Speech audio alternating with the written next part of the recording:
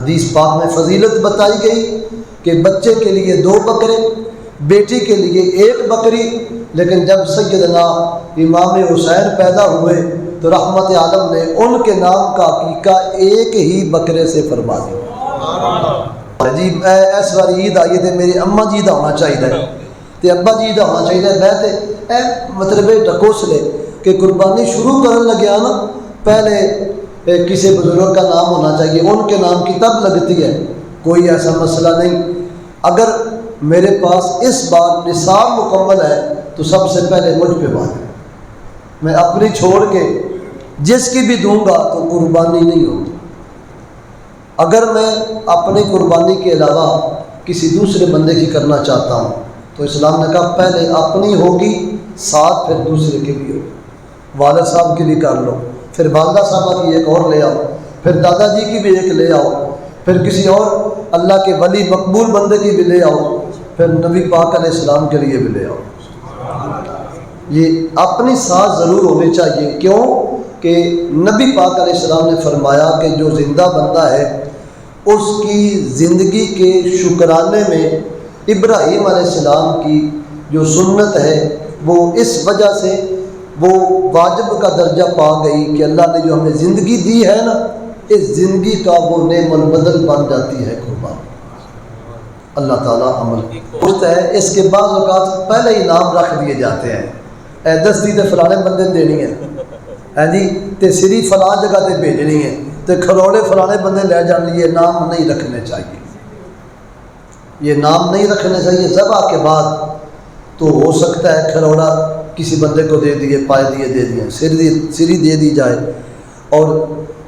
دستی بھی دے سکتے ہیں، لیکن بہتر یہ ہے کہ 3 حصے کیے جائیں برابر، اور تینوں میں 1 حصہ اپنے لیے، 1 حصہ اپنے رشتہ داروں کے لیے، 1 حصہ مساکین کے لیے، فضیلت کا درجہ۔ جی اب یہ مسئلہ دیکھیں انوی صاحب، مشکل سوال ہیں جی، جتنا بھی مشکل ہوگا ہم جواب دیں گے انشاءاللہ۔ گائے ہے جی یا بکری ہے، اس کے پیٹ میں بچہ ہے، تو اب اسلام نے کہا کہ اس کی قربانی کا وقت اگر آ گیا ہے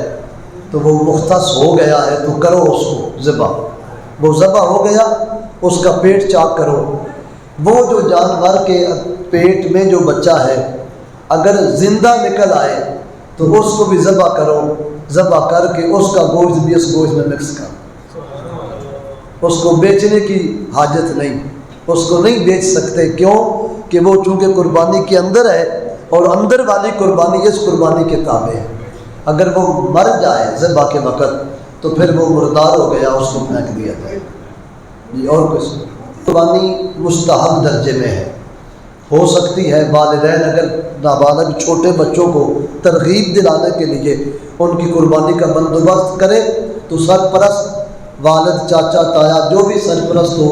وہ ان کے نام کی قربانی کروا سکتا ہے۔ نابالغ بچہ وہ اس پہ واجب نہیں ہے، بچہ نابالغ ہے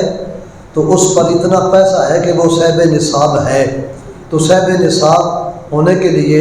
عقل بلوغت کا ہونا بھی ضروری ہے۔ جس طرح چھوٹے بچے پر زکوٰۃ نہیں، اسی طرح اس پہ قربانی واجب نہیں، لیکن بچہ نصاب کے اعتبار سے پورا ہے تو سرپرست چاچا، تایا، بابا جی، کوئی بھی سرپرست وہ ترغیب دلاتے ہوئے اس کے نام کی قربانی کریں گے تاکہ اس کو شوق پیدا ہو، اور وہ واجب نہیں کہلائے گی، وہ قربانی مستحب درجے کی۔ اور کوئی سوال؟ اسے کی جو قربانی کا گوشت ہے وہ سارے کا سارا غریبوں کو اگر دینا چاہیں تو بالکل دے سکتے ہیں، بالکل دے سکتے ہیں، کوئی ایسا ضروری نہیں کہ سارا خود ہی کھاؤ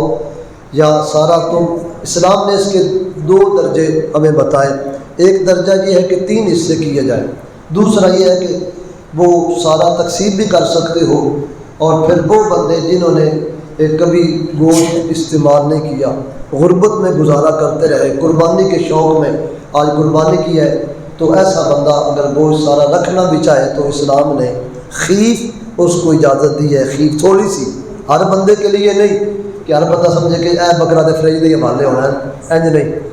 میں نے جو وضاحت کی ہے نا، اس وضاحت کے مطابق وہ بندہ جس نے سال بھر میں کبھی گوشت نہ کھایا ہو، قربانی کا شوق کر کے قربانی کرے تو وہ قربانی کا ثواب بھی پا جائے، تو پھر وہ اگر سارا رکھنا بھی چاہے، آل و عیال جس کے زیادہ ہے، جس کا کنبہ زیادہ ہے، تو وہ رکھ بھی سکتا ہے سارا۔